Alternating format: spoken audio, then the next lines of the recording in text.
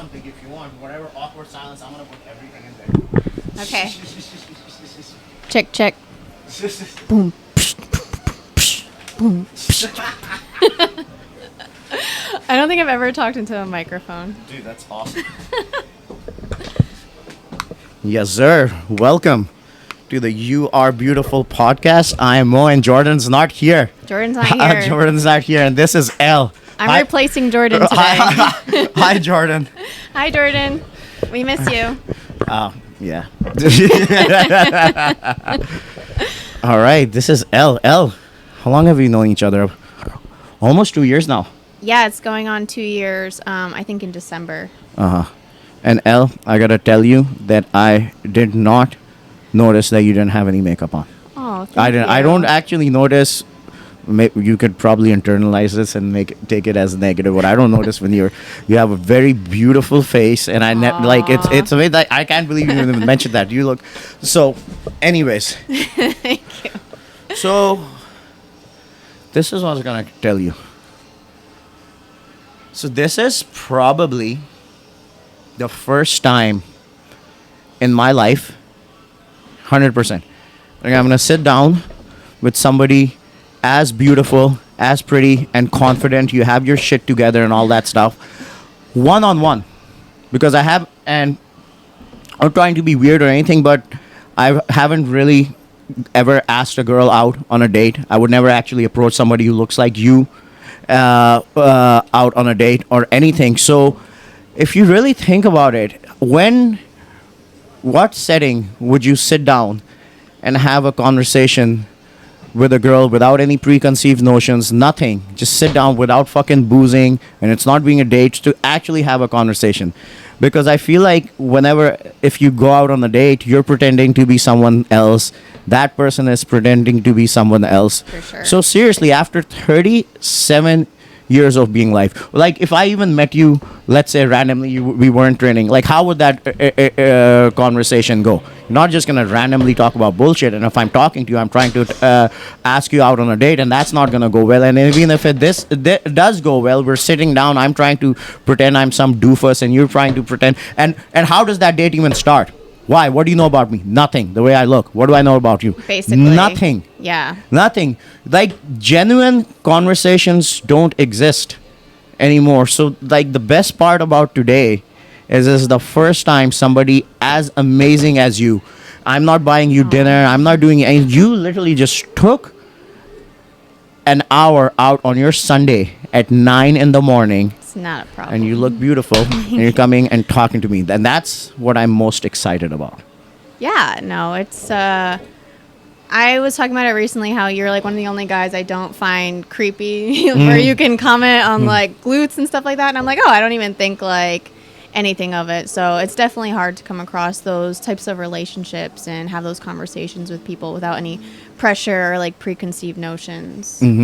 Because like that's the reason why I didn't really got drawn into like the dating culture and this and that, because you're just hanging out with the most fake version of somebody else. And just and besides dating and all that stuff too, just to hang out with dudes, like I don't have like this, I can't have with a dude, because you'll go out, you hang out, I mean, we'll cook and play. I don't play video games, but what do fucking guys do? Go out for a beer, eat, and you have about a 45-minute to an hour and a half window, and I'm being very specific because I fucking timed this. About 45 minutes to an hour and a half. You have that window until they're like, all right, let's go find some girls. That's for sure. all it is. Like one of the most genuine moments. You have to get sex out of the picture, whether it is between the two people hanging out or the two people and going out and getting it from somebody else. There's always like fucking, you know what I mean? It's just flooded with that. It's like of course. Constantly, if you're single, that's all you're fucking thinking about. Yeah. The most genuine moments I've had in my life hanging out with people are with you, like more with you than I've had with my boys. And that would be the Spartan race that we did. Yeah. Right? And yesterday we just ran for 8 miles and was amazing. It Okay. was shit, but it was It amazing. was for you, dude. All of it. It sucked, dude. If you, like the only good thing about that was just me hanging out with you, dude. Nothing, dude. I had forgotten about all mental toughness, everything. It was just pure misery. I'm like, No, but the best part of it was how we said, like, we were 4 miles in and we were both thinking it, like, how the fuck are we going to finish this? Like, we both wanted to give up, but, you know, we got to, like, mile 6 and we're like, all right, we made it this far. Dude, we're going to keep going. Dude, I went there so cocky. I'm like, this is going to be good. And I told you we're going to have like an 8-minute mile pace, I all that know. bullshit. Bro, when I saw that fourth mile, and I'm like, it's only halfway. And I was looking, I'm like, dude, the entire run, this was my goal. That my entire run, my goal was to not tell Elle that Elle, can we stop for a little bit. My whole thing was that I just go home. Oh my gosh. I just go home. And Elle doesn't go and tell people that we had to stop because of it. No. My whole goal was just, I hope I didn't slow you down. You didn't. Because- I swear. You did such a good job. I mean, we both did. Dude, I but was there just were a trying to few keep points up. where, like, I wanted to ask you if you were okay. And then I was like, he's not even going to tell me if I he's wouldn't not have okay. told you. So I was Bro, like, I we're would have just been gonna dying, keep going. dude. I would not never tell you I'm not okay. And you did ask me a couple of times, and I was not okay. I was fucking dying. But I'm like, no matter how bad I am, I'm not going to tell this motherfucker. I'm not going to show weakness. No, but we did it and we made it through. And, like, I think, like, we proved to ourselves we can put ourselves in those situations and make it through, you know, no matter what. And like you said, you thought it was going to be like a piece of cake. I thought it was going to be much easier too, and that was not the case. And we still stuck it out. So it was amazing. Dude, it's seriously just putting it's really interesting to me because I have my preconceived notions too, and since the first day. So this is the story you've probably heard it 100 fucking times now. But so Elle, you came not last December. Wow. December 2020. Oh Jesus. Wow. Shit. So December 2020, and my business was finally up and running again, and I was kind of dialing in my philosophy, and I realized that if you focus more on your longevity, health, strength, most of my clients were females, and I was noticing that females are just as a whole, generally speaking, happier when they stop worrying about what they actually look like and focusing on strength, character, joint health, and all that stuff. So most of my first 2 or 3 years, I was just focusing on making and the way we have different multiple podcasts. On the first few episodes, I've talked about why women are more prone to like asking for help and actually being more consistent when it comes to a workout regimen. And I've explained all that. We can go over it again at some point today. But I just get a big influx of female clientele. There are not a lot of dudes that come to me. And what I realized that if I just give them what they want and what they want is basically a flat belly, a little bit of glutes. They don't want big arms because that's what they're seeing from Instagram and social media.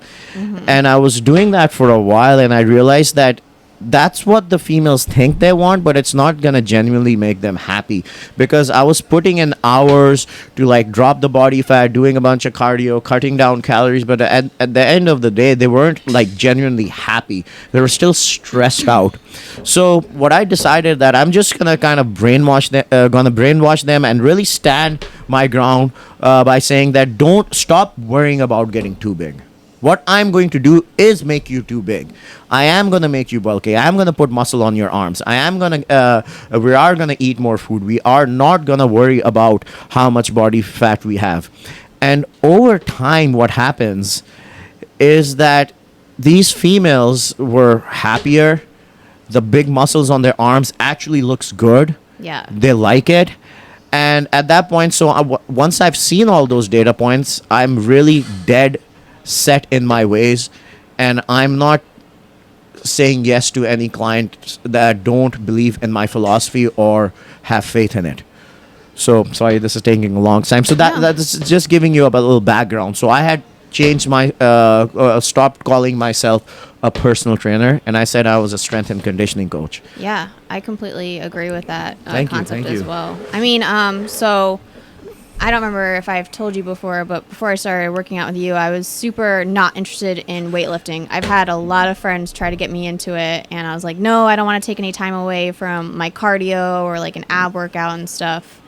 And then I started with you to basically just get out of my house, like I said, because it was during COVID. I needed some interaction, and I was like, you know what, let me try this. One of my good friends was doing it, and she seemed a lot happier. And then in the first few months, just like seeing how much stronger I was getting, and it's not just physical. Like I was getting a lot of compliments on my physique as well, but just like mentally, I felt so much better. And I was like, I don't have to watch every little thing I eat anymore, like, because it's turning into muscle as opposed to I have a cheat day or something and I'm only doing cardio. I have to make up for it like 10 times more and stuff. So you've completely changed my outlook on like weightlifting. And that stress is gone, right? Yeah. And the thing is, like, the reason why it came so easy to me to like to do that is because I was in the same stress. So I didn't come into this field because I'm like, all right, I'll just do what everybody else is doing. What I saw was like, there's nothing that appeals to me. This is too hard. This is too much, and I've sacrificed about 15 to 20 years doing this stuff, and I'm still stressed out about what I'm eating.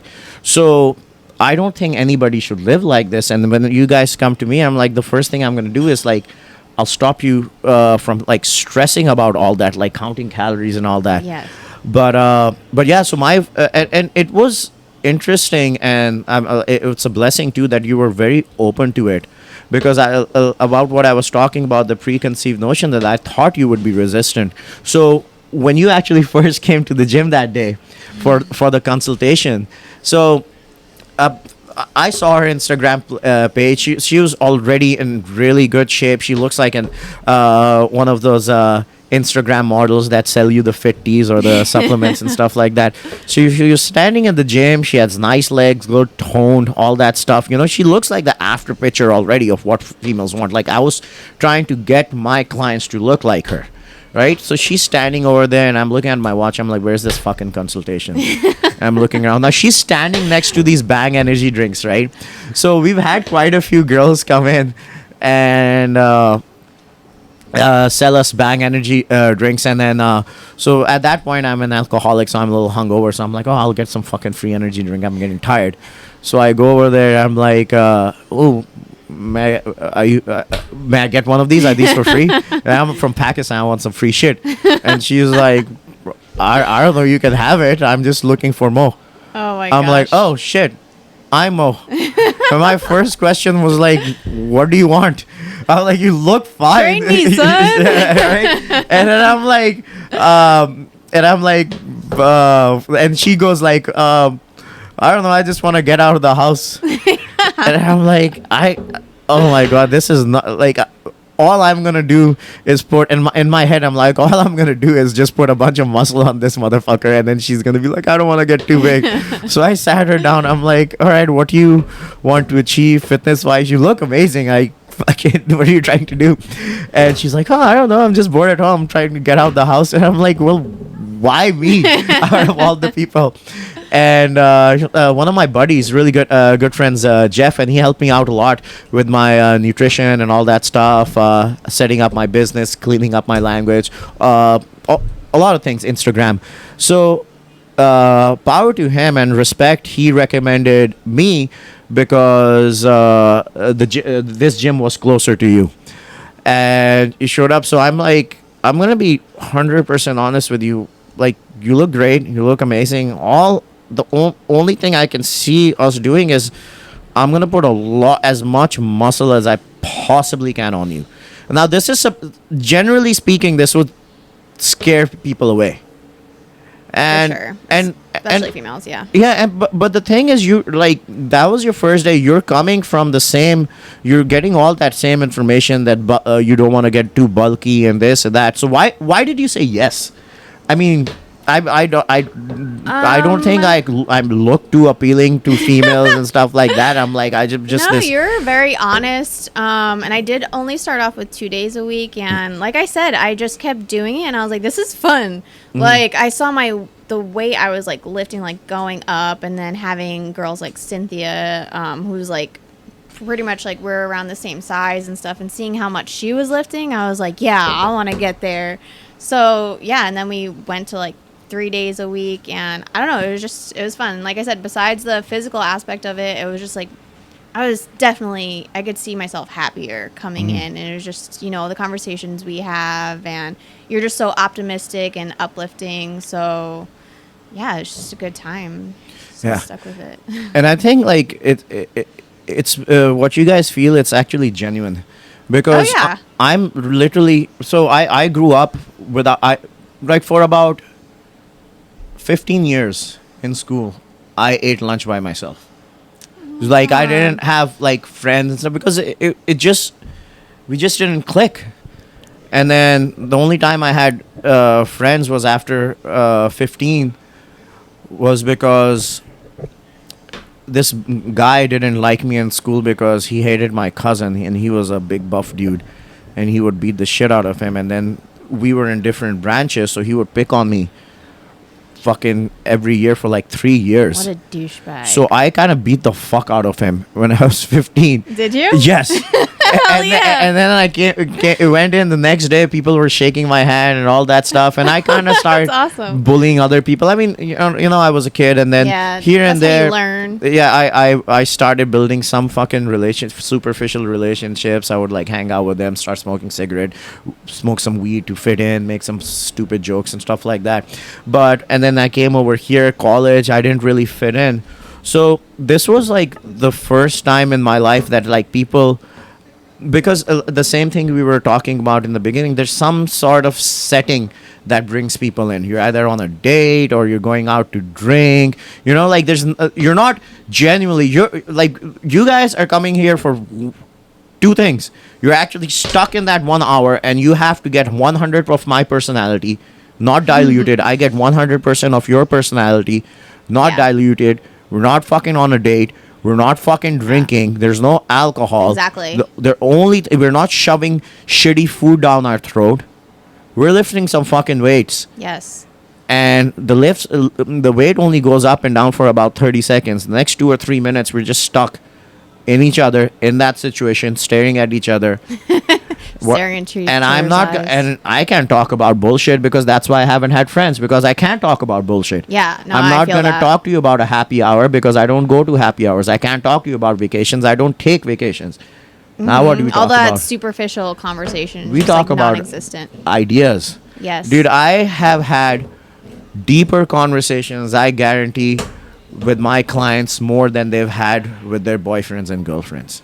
That's honestly like true. Most of the dates I go on are so superficial and they're so lighthearted, and I'm like, oh my god, I can't wait for this to be over. I'm tired of doing this over and over again. So that's why it's also been refreshing, like coming in, like I said, besides the physical aspect of working out, it's just like real conversations, genuine people with common interests And- of bettering themselves. Dude, and the thing is, dude, like the beauty of what we have is that people like you're my fittest client. If you look at power, weight to power ratio, cardiovascular endurance, how young your body is from the inside, and everything, you are the top dog. If anything, you're fitter than me because my hormones are optimized through testosterone replacement therapy, and you're not even doing that, So, but the thing is, I get a person who's new. They're way leaps and bounds away from you, and their goal in life is just to be half as fit as fit as you, and you treat them exactly the same way.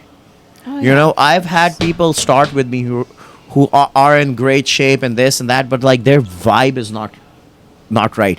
And at some level, I've noticed that the better human being you are on the inside, you're gonna be fitter. I don't know why it sounds weird. You know what I mean? Like if you look at Lynn, look at all my fucking awesome clients. You, and I know you don't like nobody would like talking about themselves about how awesome they are. I'll say that to you. But look at Cynthia. Look Yeah. at Lynn, Jordan, Genuine Topaz. people, You know, the yeah. nicer they are. Tito, dude, such a loving, caring person. Chanel, and like I'm just.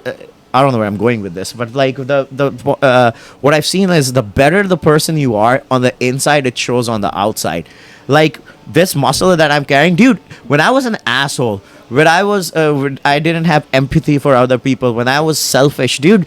I was benching less. I was benching under 300 pounds. When I actually started being generous, loving, caring, started Came back, good karma. dude. It just fucking like the strength on the outside actually inside shows on the outside. Yeah, no, Yeah. I agree. Well, I think because genuine people also have that consistency factor and loyalty. So, that's why they start showing progress as well, is because they keep coming in, and they have those relationships with you as well. So I think that plays a part, maybe. Nice. No, 100%. Could you repeat that one more time? Sorry, I got lost for a second. It's okay.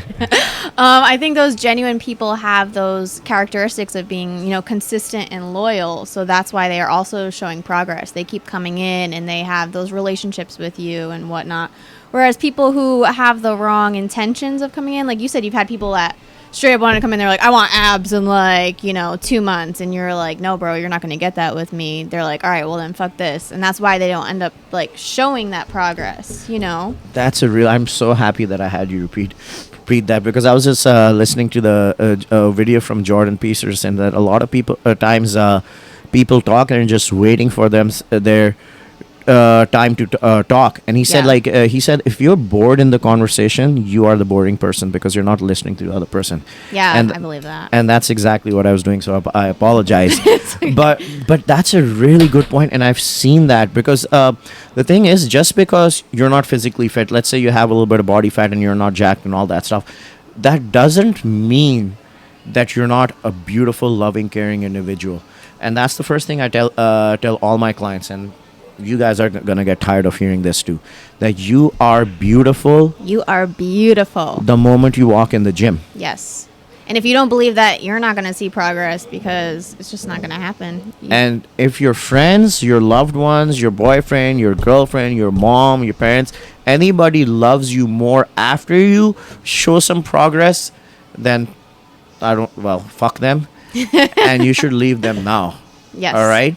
So what she was saying, 100%. When I see people who have discipline, who have mental toughness, and are genuinely good human beings who love and care about other people, they're not gonna think that they're gonna be better individuals just because of the lower body fat. They're coming over here because they're happy and they want to enhance that happiness. They're coming here for health, having a good time, watching other people progress, giving other people confidence, Yes. and just lead by example.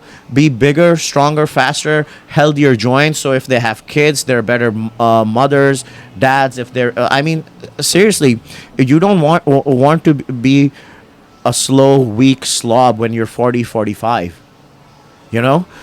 So those type of genuinely good people, they bring in that same energy, and those are the people who excel more. I've seen people, way too many people, they're young, they're already in shape, and I expect them to smoke all my clients, right, within 6 months, but they don't have the character. They're selfish. Yes.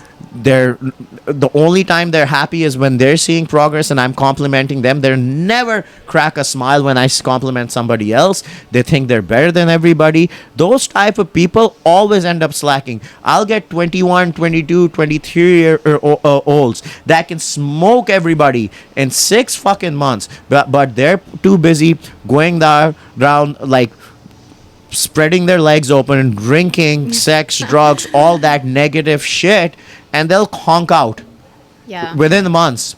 While I have somebody who's 35, 40, 50 years old, grind it out for 3 years, and they'll be better than the 21-year-olds. And this is what I'll say. Dude, I've had plenty of people with a lot of potential. You'll say this, oh, I'm young, I'll see more results faster, and this and this. I'm 21 years old, I'm already skinny, or I used to be an athlete, I'm already in shape. If you don't have good character, if you don't have discipline, if the only reason you're working out is so you can go shake your booty, or as a dude you can go pick up some chicks, I guarantee you will never ever be as strong. You will never look as good. You'll never lift as much. You just won't. And what are you worried about? Being sexy, being hot? You will never be as sexy, as hot as my 35-year-old, 37-year-old right over here. One of the most jacked people and sexier people that I have are Tito, 41 years old, Chanel, 40 years old. How old are you? 33. 33. This is the best shape I've ever been in my life. Dude, no joke. Dude, she's shredded, no body fat, nothing. And I've worked on 19-year-olds, 20-year-olds, 21-year-olds, 23-year-olds, 25-year-olds with way more potential than her. And they conked out because they're too busy shaking the booty, bro. Yeah. That's exactly. The wrong motives will get you nowhere. So, yeah. This is the representation of what I want the women, the mothers, the sisters, the daughters, the wives, the cousins to be like. This is the representation, and I've seen that, and this is why I love training you. I want you to have those superpowers. You know, I would love to see a genuine, loving person like you, fucking, who's gonna motivate other females to be as shredded, rather than some other girl who's just gonna go shake her booty and motivate other girls to be promiscuous. I'd rather give you those superpowers. And you know what? Those type of girls, they're not even ever gonna be able to get to your level, because that's what they're stuck doing. No, for sure. Yeah, something else I've noticed too. I mean, I still go out drinking here and there, but not as often as I used to. I've never really... I used to party more in my early 20s and whatnot. But anyways, I know, like, with my physique and stuff like that, I do attract people that are like, oh my God, that's so cool. Like, you ran 8 miles yesterday. You're, like, so fit. But when it comes down to it, all the people that they say they want it aren't willing to make those sacrifices either. They still want to party every day and this and that. And they aren't, like, genuine in those aspects. You know what I mean? Like, yes. They look up to me and they want to be that, but at the end of the day, they're not willing to make those same sacrifices of just being overall healthy, like physically and mentally. So that's why, you know, the younger people, they still want to have fun and eat their cake too. Like, that's not what it takes. You got to be consistent. You got to care about your body and your, like, mind. And a lot of people don't. So that's and this guy, Wes Watson, he said something really interesting that I want to add to what you're saying, because they always focus on what you are doing, right? So people, he used to say, like, people always ask you, what do you do? What do you do? What do you do? And people ask you the same, like, what, you're in really good shape. Everybody knows what you're doing. Yeah. Everybody, you're not eating more red meat. You're lifting more weights. You're going to a coach who actually knows what the fuck he's doing. Don't go out to eat that often. Like, yeah. But this is an answer. Whenever they ask him, oh, sorry, I didn't mean to interrupt you. So they ask them that, like, hey, bro, like, because he's like, oh, they see me in my Rolls Royce. They see me jacked and this and that, blah, blah, blah. And he's like, what do you do? And he always responds, he's like, he points out, looks at them and points out to, like, he says, like, they're probably at a bar drinking, and he points to his drink and he says, it's what I don't do, motherfucker. Yes. It's what he doesn't do. It's what you don't do. You know, it's like it's like, this is your glass, right? And it's full, right? So you're gonna fill it up with, all right, you have a good career, you're disciplined, you work out, you're paying money on for a coach, all right? Then you get your sleep on, and when you fill all that up, there's no more room left. Yeah. For drinking and debauchery and all that stuff. The only way you can add that in is you gotta take this stuff out. And these people that you're talking to, their cup is full. Their cup is full, right? With drinking, having fun, watching movies, all that stuff, blah, blah, blah, and the hangovers. The only way they can even do what you're doing is they have to take something out. They're not willing to take that shit out. Exactly. I know. And that's the most frustrating part of it is I try to give people advice and, tell them like what I do and I train with you and this and that. And they're like, oh, okay. Like, that sounds nice, but you're not willing to do the same things to look like me. Then I don't want to hear that I'm so lucky or this and that. You're not working that's for the that's the thing that pisses me off. Like, that whole lucky part. Oh, yeah, I know. Dude, look, I'm not even gonna talk about let's talk about you. You're not lucky, dude. You pay like $300-400 a month. That's a car payment. You can buy a new car. You can get nails. Every 2 months you can take a badass vacation. Every 3 months you can take a vacation. Like $400 is a plane ticket somewhere. That's not fun. That's not lucky. That's misery. I mean, I want to be drinking right now. You can have a mimosa. We could have a mimosa right now. You could have gone out last night. That's not fun. That's miserable. You're up at like early on a Sunday. That's not fun. You have to come in at 6 in the fucking morning to train. That's not fun. None of the shit that you're doing is fun. Of course. Your pleasure goes up, your pain goes up. It's how much pain you're willing to tolerate. All right? Those people that you're talking to and who are asking these questions, it's going to be painful to dish out that money. It'll be painful to say no to that drink. It'll be painful when you're sitting at home by yourself with nobody, figuring out something you do, having fear of missing out, getting depressed because everybody else is going out and having fun. Amen. It's miserable. Yes. You're sitting down miserable. Always, and then you wake up in the morning at 5 o'clock. You're miserable because you're like, all these people had fun this weekend. I didn't have fun this weekend. I have to go talk to this dickhead named Grandmaster again. So he's going to be up my ass to fix my form over and over again. That's the last thing I want to hear after an uneventful weekend. None of this is fun. But when you see her standing over there looking amazing, feeling good about that, that's what she did. Yeah. While you just showed up. Literally, yeah. I didn't go out Friday night or Saturday night. I don't usually go out. Sometimes I do for special occasions, but yeah. And it gets very lonely. But I'm willing to accept that because I know ultimately what I value more in life. I value my health. I value coming in, having, these sessions with you. I value being mentally there for work, and a lot of people don't feel that same way. And to each his own. Just don't be jealous or anything like that and say someone else is lucky because, they put in the work for it.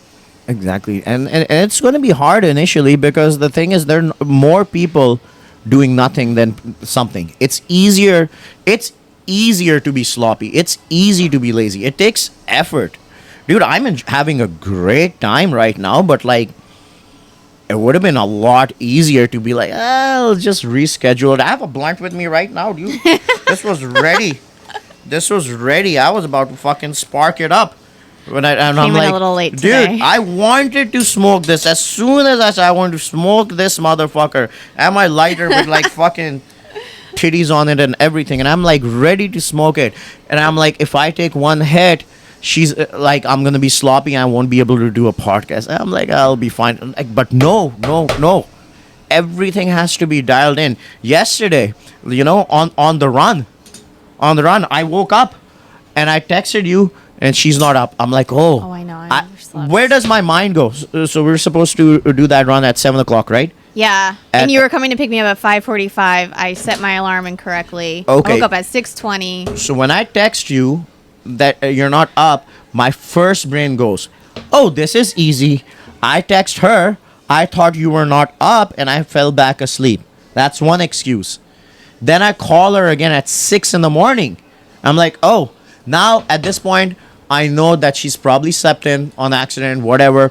My brain also went, oh, maybe she went out drinking yesterday, right? But now I could have been like, okay, I'm going back to bed. I don't care about the $70 I spent. Fuck all that noise. I've spent more on cocaine.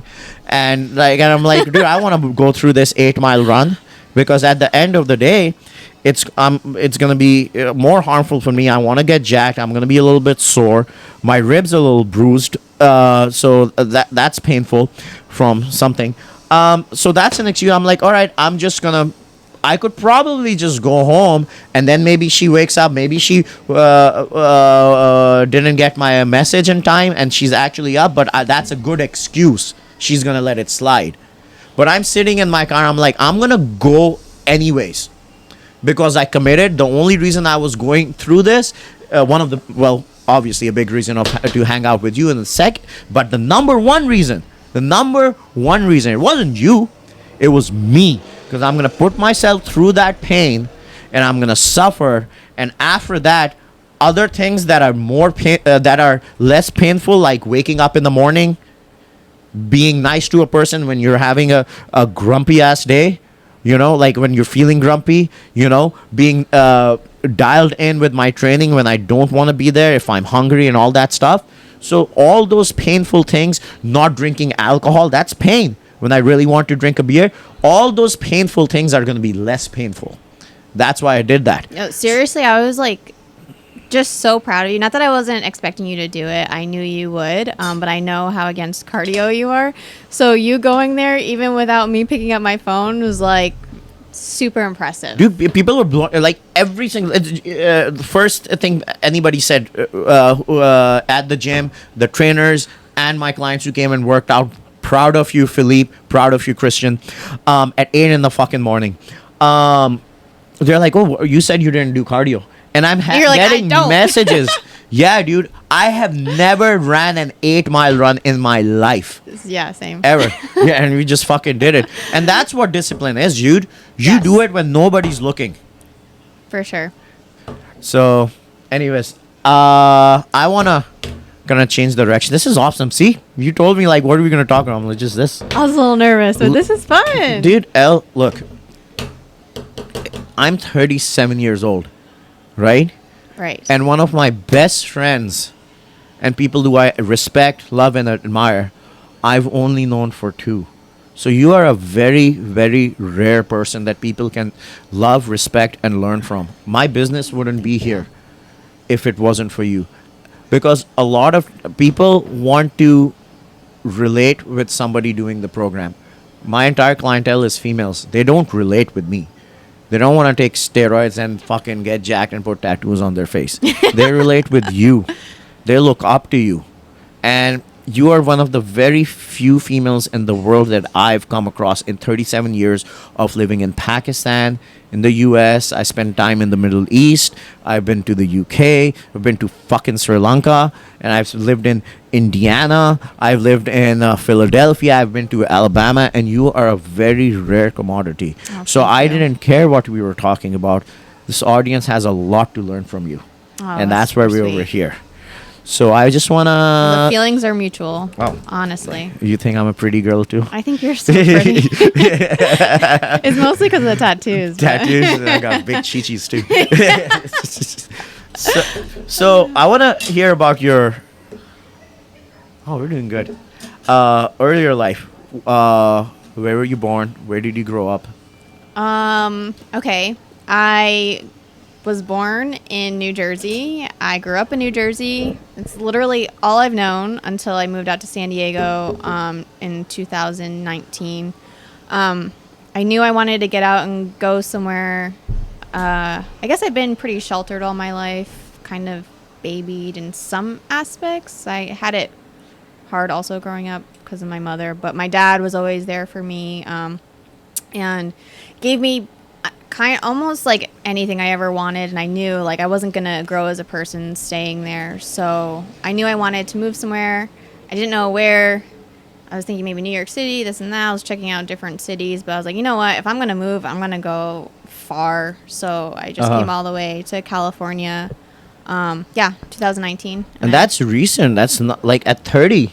Yeah, I know. I felt like it was a little bit later in my life than everyone else. So you stayed there for 30 years. Yeah. Because I left the country at 18. I was still young. It was new. But 30, you're just established. That's your life. Yeah. That's for ballsy. sure. I just felt, I don't know. I just felt like I wasn't growing. And obviously I love my dad and my stepmom. They're amazing. They treat me great. I have a great relationship with them. But I was like, I need to get away and be on my own and learn how to take care of myself in order to grow as a person and have successful relationships with other people. That's big time, dude. When you're like you've already dead set in your life, you're established and you're there, and you make that big transfer. Yeah, That's where okay. so you've always had that power and balls and fucking mental toughness, dude. Well, that's what I was saying. You got to sign up for stuff before you can change your mind. You know, I said yes to this job in California. I was like, there's no turning back. You got to just do it now, you know. Dude, just like this race too, I wasn't gonna do it. I just told you. I just got excited and told you, and then I was like, "Fuck, man, why'd you tell this shit?" And then I woke up in the morning and I didn't hear from you. I'm like, "Yes, come on, Mo. It's your way out, Mo. Come on, Mo. It's your way out." But we did it. Yeah, like and dude, when I didn't see you in the crowd, I'm like, all right, I'm not gonna look at for this like 100-pound girl in the crowd of 1,000 people. I was like, where the hell I'm is like- he? I was like, dude, she has no idea. I can just work up a sweat, do some burpee, and tell her I did it. So I was just standing there. I'm like, man, maybe I can just There slow were down. so many walk. people there too yesterday. It was a lot. And then I saw you walking. I'm like, fuck. 'Cause I'm like, I can like literally. I'm like, but then she'll see me. And, I'm like, hello, how's it going? I'm here. Oh shit. Oh my god, that's so funny. I know. I think we were both like, "What are we doing?" But you know what? That's the best though. That's how I felt with the Spartan race as well. I was like, "Fuck, how are we gonna make it?" But you know the face that you made when I asked you. It's like you almost made the way you were telling me this. It was like you were telling me this like how you cheated on your diet or did something stupid again, like, oh, like, I'm sorry, like you're like, I'm doing an 8 miler and I'm like, and I look at you and your first, I didn't even say anything. She was like, yeah, I like signed up with my friend locked up, like almost like apologetic, because then I start thinking, I'm like, bitch, why did you do this shit to me? And then my brain starts going, I'm like, why are you telling me this? And then my brain starts going, oh, Elkin, I think I'm gonna do it too. And then my other half of my brain's like, Mo, you just, no, that's stop, the best. stupid. And then I'm like, said it. And then on Friday, when Natalie told me that your friend built, I'm like, that was God who made me do it. Dude, you would be doing that shit on your own. oh yeah, and if I was by myself, I would have probably quit halfway. I'm not Dude. gonna lie. I probably would have. Dude, isn't No that... one's gonna know. Dude, how crazy is that? I have no idea why I said it, and in all honesty, you might have actually asked me on Friday if I wanted to do it, because she. Oh, I did ask you because you were asking questions about it. I was like, "Do you want to do it?" I just didn't even think to ask you because I know how much you hate running. So Yeah. I was like, "Do you want to do this?" Because I didn't want to do it. Bro, but it was such a magical experience. Yeah. Last time. I know it just sounds like it was just like a run or a race, but like just proving to yourself you can go through, like you said, that pain. It's like, damn, you know, Yeah. what else can I do? Yeah, because you said I just want to see if I can do it. Yeah. And I'm like, now I do too. Shit, we're gonna find out on your own, because you're gonna, like, you know, the thing. It's weird, but I get excited about these things because back in the days, like when I was a partier and this and that, like the thing that really attracted me to the partying was that I can party more than everybody. If you can stay up for one day, I can stay up for 2 days. It could be This is gonna be a competition too. If you can do a line and bracket, I can do a whole 8 ball, and you're gonna be my surprised how God. I'm not dead. You know, like that's like, oh, let's fucking go. But like that turns my life into like, you know, Yeah, like it's not sustainable. course. So then I still need that, you know? Yeah, So like you're another gonna, type of adrenaline rush. you know, you're basically. gonna come and tell me, it's like, oh my God, it was terrible and I did this, and I'm like, oh, I want that too. You know what I mean? I want to go through that pain too. Dude, and because like I mean, I'm looking at you, you're this nice, pretty, beautiful girl, and you're like doing this savagery, and I'm trying to look big, muscular, strong, dangerous, and I'm like, you're gonna bitch out? No, if Elle's doing it, I'm doing it. So No, it's pretty awesome. And I was speaking of you recently to one of my friends, how like you definitely pushed me out of my comfort zone, which is like a great thing. Because honestly, not many people succeed with that with me. I turn it down. But for you, I'm like, you know what? Mo wants me to do this. He wants me to be on the podcast. I'm super nervous. I hate speaking in front of people. But you know what? For him, I'm going to try it. And it's going to make me better. So, yeah, dude. Thanks for doing it. Like, No, yeah, this is fun. shit, dude. Like this. I mean, maybe this was as painful for you as the run was for me, right? But you wanna know what's actually going in my head when I push you out of your comfort zone? What's so that? so I s- I heard a long time ago this guy said like you gotta fake it till you make it. It actually works. So I mean I grew up like obviously at any point in life I believe you should look at your version 10 years ago and be like, hey, that's a little bitch. There's nothing wrong with that because a you're just talking about yourself and you're accepting and what you're acknowledging, not that you were a bitch, the acknowledgement is that how far you've come. Yes. So if you don't look at yourself way back and you see a bitch, it's because you haven't made any improvements. No matter how perfect you are, you can bring me Jeff Bezos. I could do something to improve his life. Jeff Bezos can get better too. I mean, look at him. He's shredded now. He had all the money in the world. He had no reason to get shredded, but he's taking care of his health and all that stuff. So a lot of times when I came in and I would tell people, and this is later on, and I tell people, oh, I enjoyed the cold shower. I don't enjoy the cold shower. I just say I do, and eventually I do start enjoying it. You know, because you're gonna.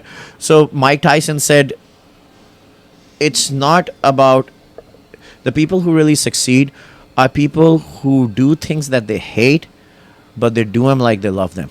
And eventually it goes away. When I said like, oh, I was never a morning person. I keep saying I'm a morning person. Eventually, your subconscious starts believing in it, right? Yeah. So a lot of times I want to push myself more to the limit, and I can't do it because like genuinely there's still that part of that character that I'm trying. I wake up that same insecure, weak person, and I decide not to be that one. I'm still nervous when I'm coming over here. I still am insecure. I still want to sit at home, smoke that weed, and not do this podcast. But and I start crumbling down. So what I do is look, when you come to the gym, people come to the gyms, maybe they're a little weak-minded, maybe they're not as confident as they want to be, and they see somebody like Elle, see somebody like Jordan, see somebody like Cynthia, and they're like, wow, they're fucking doing it, I'm gonna do it too. So whenever I'm getting in that zone and I can't build myself up, I'll do that to you, and it's easier for me to do it to do that to me. Yeah. Because no, I get can just that. fucking keep going hard, not worry about your feels, all right? Because the pain, you're going to suffer that pain, right? When I'm saying take that cold shower, do more reps, oh, get up in the morning, stop drinking. It's easy for me to tell you Yeah. than actually do it.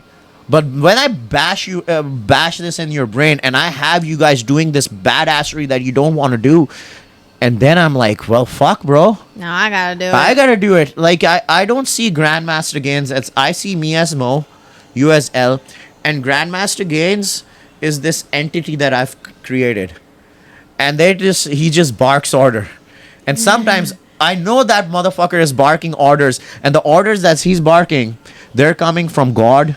They're coming from what God tells me, they're coming from what my mom told me, that's coming from what I might have learned from you, what I've learned from. So I take all these people that I respect and admire in my life, and I create this fucking character that's model of perfection.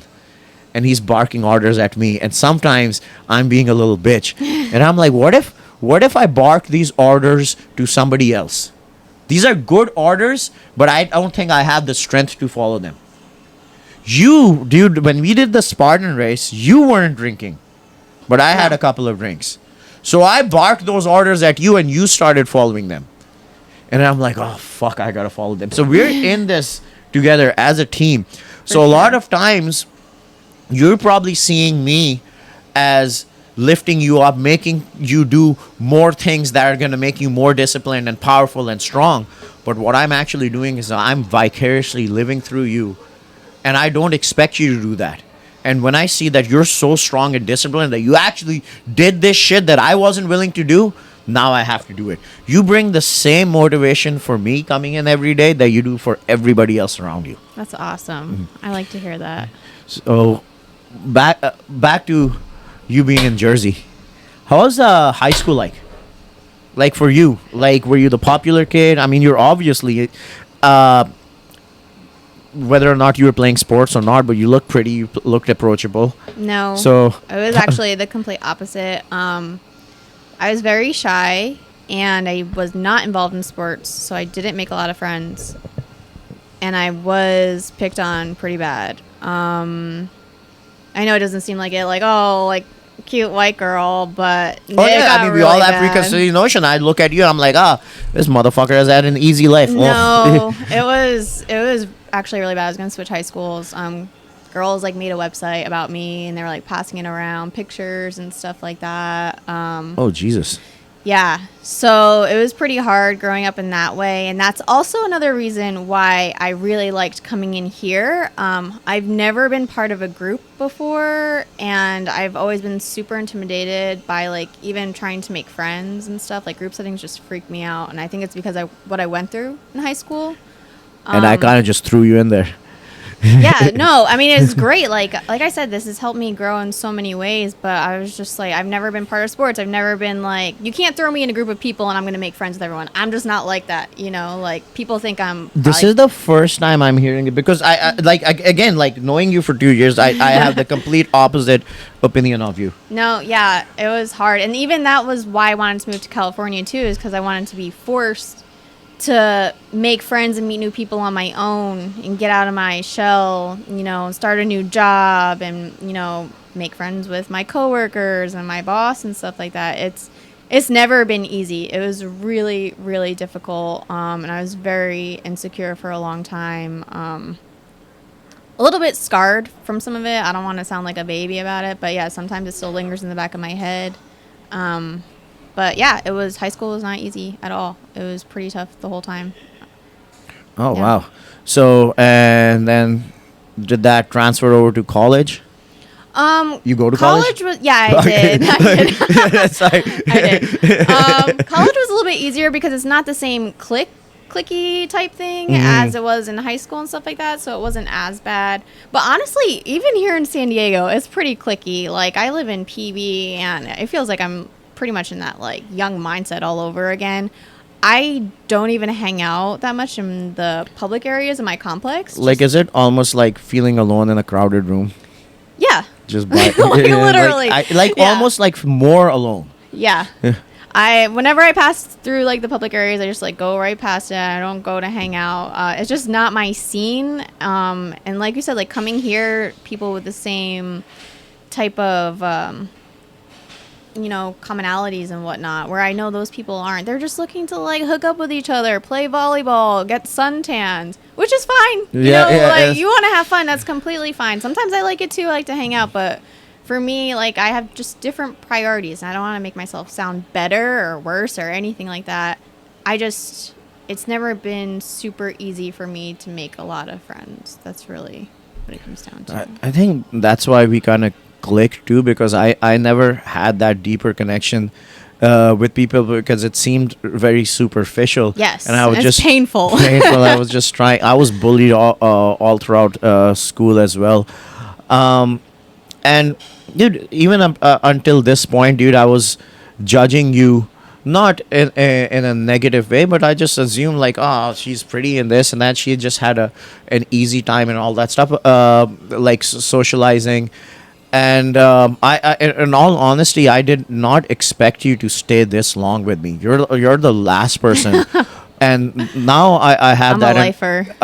Yeah, dude, and that's how I makes sense why you stayed so long and why you're doing. You can do a fucking pull up with 30 pounds. I'm just gonna round 26 pounds to 30 pounds now, because it's been a minute, and we can do 30 pounds now. We can fucking put it a video up here on. Actually, you know what? I'm gonna add a video of you doing 30-pound pull up right at the end. Like, here you go.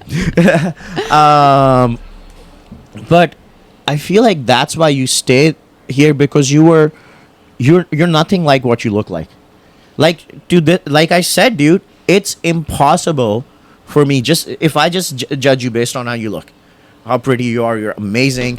Thank you. You have your shit together. You're not fucking broke. You don't need no man to fucking pay for your fucking bills. No man. I cannot, dude. Where will I find somebody? Hey, like how? What would I have to do to get a person just looking like you to sit down over here on their Sunday? No brunch, no alcohol. They're not into me, and you're gonna genuinely take your time out and have a meaningful conversation, because it also has value to you. Yeah, no, for And sure. that shows that your outside has absolutely fucking nothing to do with your inside. Dude, in all honesty, your looks, everything is. I don't give a fuck what you look like. You're one of the most beautiful and amazing and generous, loving people I've ever met. Because, like, thank dude, you. I've had people not even look half as good as you, have a sourpuss, sorry ass fucking attitude, thinking they're better than everybody. And I think that's what we've created over here, and that's what we kind of felt when we went on that boat and all that stuff too, because now after 2 years of working out a little bit longer for me, that we start looking the part of this San Diego and like hot, cool people crowd. We're starting to look like them because we have the muscles, we have the hair, and we can do our nails and all that stuff. But we still feel alone is because they just see this outside. What drew us to each other was the genuine conversations and the love and the respect to Yeah. begin with, and that's why it's so, still feels weird now. Now when you go out, everybody wants to talk to you. Now when you go out, everybody's want to be your friend. Nobody's gonna pick on you because you look fucking sexy. You know? Yeah. Do you notice that now? Like it's a little easier to like fucking interact and all that stuff. I mean, yeah. But like people are more approachable, but you don't care anymore, anyways. Yeah, no, exactly. Because like you said, you know what, for the most part, and I guess like I'm guilty of it too. You know, you just assume people's intentions for the most part over here, but that's what San Diego is. People like to have fun. It's very superficial and whatnot. But there are good people, obviously. Which And we have even if come you here. are super sure, that's power to you. Yeah, Cool. Do your thing. Just I'm sorry. It's just it's not our this thing. doesn't work. Yeah, exactly.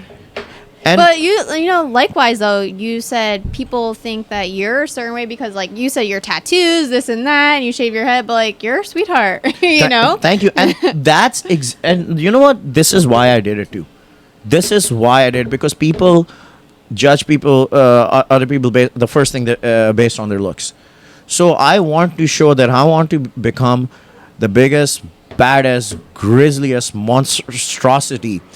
Tattoos all on my face, jacked as fuck, have money, have muscles, all that, all these awesome friends, hang out with the most beautiful people in the world. But I'm still going to be intelligent, still going to have intelligent Hell yeah. conversation. I'm still going to give a fuck about you more than anybody else Yeah. has.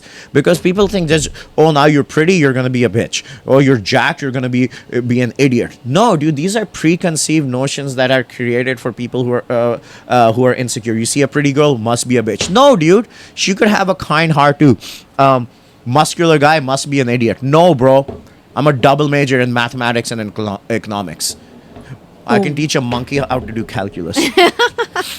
but yeah, dude, like this podcast, you are beautiful. That's what it's about. Stop. I'm tired of people caring about what a person looks like. Yeah, Like no, same. Like the fact Literally same. that you can say I don't have makeup. Don't notice. Don't fucking care. Yeah. You're beautiful with makeup, without makeup, with 10 pounds of muscle, without 10 pounds of muscle, more beautiful with 10 pounds of muscle. Of course, of course. But yeah, dude, I think I don't have a good idea on how to wrap things up. Like we Me usually, either. we usually go over the insecurities and this and that, what you had with your weight and your fitness. But I mean, you didn't really have any issues with your weight growing up. But just so No. that viewers can know, dude, like it's not just But your I weight. was like softer, obviously, back then. I never was into fitness growing up at all, or sports, like I said. So this physique I have now, I probably would have killed for when I was like 16, to be honest. Oh, Like, really? yeah. But here's the thing. Like, did you not get scared from like? Why didn't you get sucked into that whole? I don't want to get too big. Like I mean, you came 2 years ago. You're 31. You're listening to social media and all that stuff. Why was it that I literally, when I was saying this to you, I was ready for you to just be like, okay, this is gonna work out. I'm gonna leave. I literally said everything I could. I'm like, I'm gonna put a lot of muscle on you, and we're not gonna do any cardio. Blah blah blah blah. Why? after every single thing you're hearing, why did you say yes? One of the things I remember you saying was about longevity, and that really stuck in my head, I think, because it just sounded more for the long term. And like I said, I was like, all right, there's no pain in giving this a shot. If I don't like it, I'll stop. And like I said, I started. It felt really good, and I have gotten more muscle than I've ever had in my life, and it looks good. Like, I'm not scared to put on more.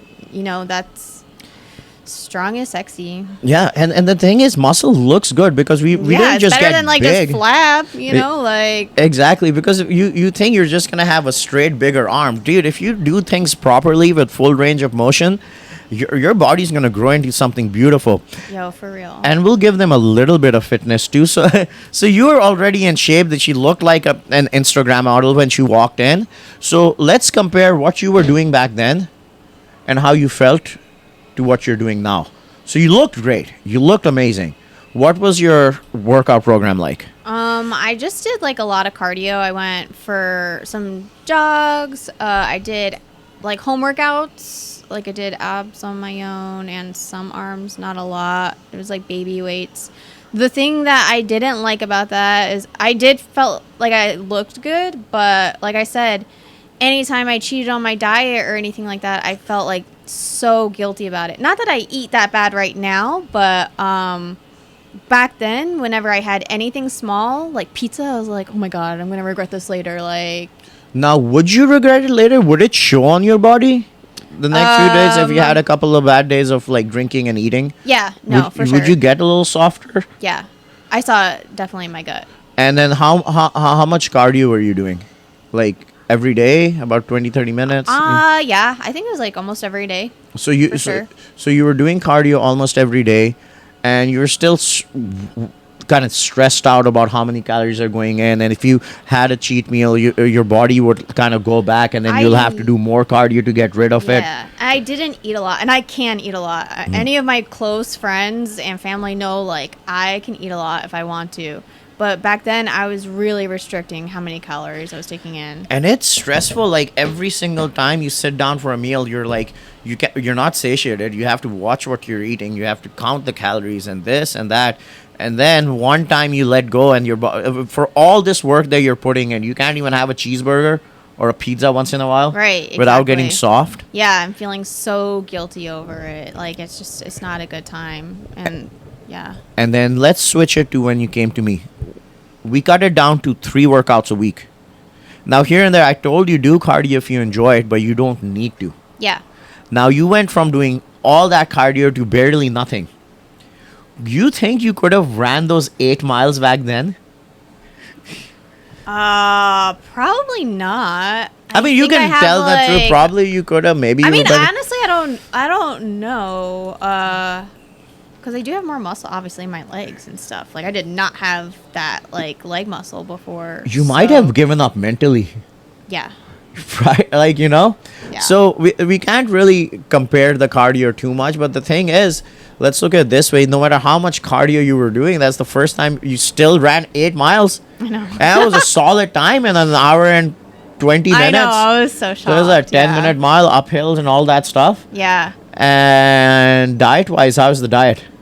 Like I said, I don't eat that bad for the most part. I do like cheat now and then. Like I'll have like a burger or like drinks still. But overall, like I feel less guilty about it because I know like no matter what weight I put on, you know, it's going into muscle, so it's okay. And you're probably one of the very few people who can relate with me, and tell me if you feel like that.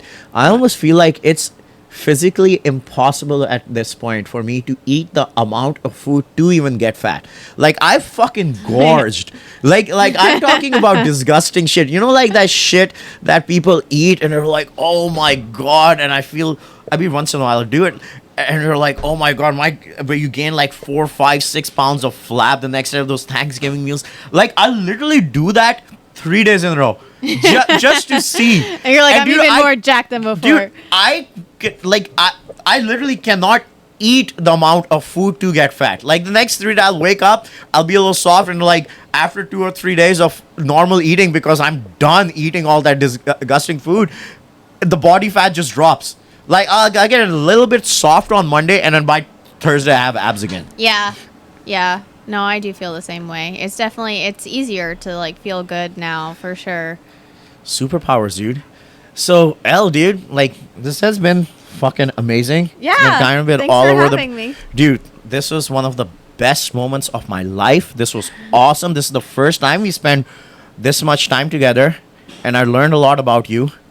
So yeah, guys, I want to end on this. Elle is magical. She's amazing. She's one of my oldest friends because I haven't kept in touch with people, bro. Like I don't connect with too many people. Mo's one of my closest homies. Hell yeah, For dude. real. And dude, follow her. What's your Instagram? I'll add it. It's escato0218. And I'll kind of put it in there too in the description. I'm sure I'll tag you guys. But yeah, dude, like watch her. This is the prime example of like what my training does, how it makes you feel. She works out 3 days a week. She doesn't need any cardio. She rock climbs. We went on an 8-mile run yesterday morning. No training. We didn't do anything different. We just went and trained. She went rock climbing after. We did a Spartan race without any training. I mean, we just do our stuff. Yeah. But we didn't do anything specific for those monkey bars and all that shit that we do. It was a long run, and she smoked that too without any training. We just walked. And do it. So any modality, whether it's running, jumping, swimming, benching, body weight stuff, heavy lifting, she can deadlift 200 pounds. This is the prime example of when you do things properly and you don't stress about it, and also are a good, genuinely good human being. This is what the results are. Elle, thank you so much for being here. Thanks for having me. It's been fun. You are beautiful and just almost as beautiful as Elle. Thank you so You're much beautiful. for good job today. Thanks. All right, and we out. Dude, that was magical. That was so good.